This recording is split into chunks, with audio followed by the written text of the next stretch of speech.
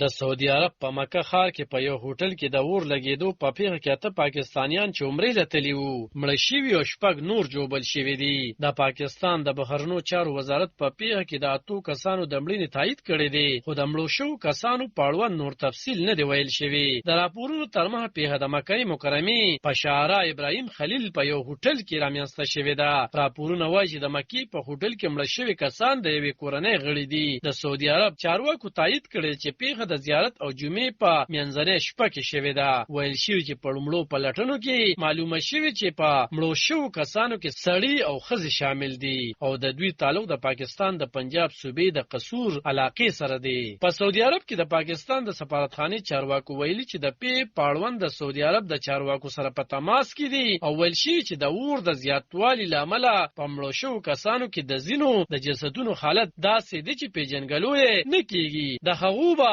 ډینې معاینه کولی شي. د مارچ په میاشت کې سعودي عرب ته عمرې له د تللو کسانو بس د حادثې سره مخ شوي او په دغه پیښه کې 20 کسان مړه شوي او یو کم 10 نور ژوبل شوي وو. هغه وخت ویل شوي چې د خمیس مشید نه د عمره کوونکو کسانو بس مکې ته روانو چې په لاره کې بریک پیل شو او د یو بل سره په ټکر شوي او بیا پرې اور لګېدلی وو. سعودي عرب ته هر کال د پاکستان په ګډون د ګرد نړۍ نه د لکونو په شمېره کې کسان عمرې او حج لځي. سږ کال هم د پاکستاني چارواکو په خبره نږدې 1,80,000 کسان به د پاکستان نه سعودي عرب ته حج لځي.